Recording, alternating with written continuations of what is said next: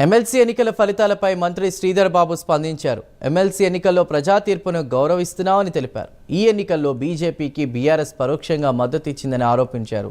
ఈ ఫలితాల్లో BJP BRS Fevicol బంధం స్పష్టంగా తెలుస్తోందని మంత్రి శ్రీధర్ బాబు చెప్పారు. తీవ్ర ప్రయత్నం చేసి కాంగ్రెస్ పార్టీ అభ్యర్థిని ఓడగొట్టాలని బీఆర్ఎస్ నాయకత్వం యావత్తు మొత్తం బీజేపీకి సపోర్ట్ చేయడం స్పష్టంగా కనబడతా ఉంది. మొదటిగా బీఆర్ఎస్ పార్టీ వారి పార్టీకి సంబంధించిన అభ్యర్థిని నిలబెట్టలే. ఎందుకు నిలబెట్టలే? ప్రజలందరూ గమనించాలి.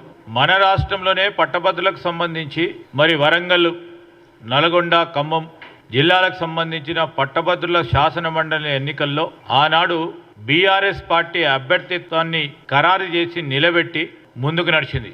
అదేవిధంగా వారి పార్టీకి సంబంధించిన సీనియర్ నాయకుడు, కరీంనగర్ ప్రాంతవాసి, మాజీ సివిల్ సప్లైస్ కార్పొరేషన్ కు సంబంధించిన చైర్మన్ ఆనాడు మరి ఆ సర్దార్జీ గారు, రవీందర్ సింగ్ గారు పార్టీ పరంగా ఉన్న సీనియర్ నాయకుడు.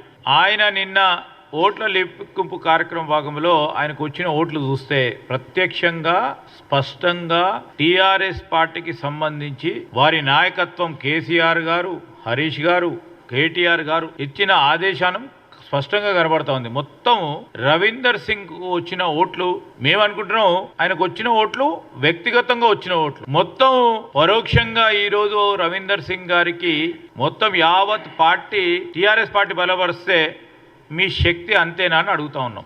పరోక్షంగా పూర్తి స్థాయిలో బీజేపీకి సపోర్ట్ చేసి బీజేపీని గెలిపించుకోవాలని వారికి ఉన్న ఫెవికాల్ బంధం ఇంకా కూడా గట్టిగా చేయడానికి ఈ శాసన మండలిని ఎన్నికల సందర్భంలో వారు చేసిన శ్రమ, ఆఖరి 3-4 రోజులు వారి కష్టం, రెండు పార్టీలు కలుపుకొని ఈరోజు కాంగ్రెస్ పార్టీని ఓడియాలని ఆలోచన చేస్తున్న తీరును ప్రజలందరూ కూడా గమనిస్తూ ఉన్నారు.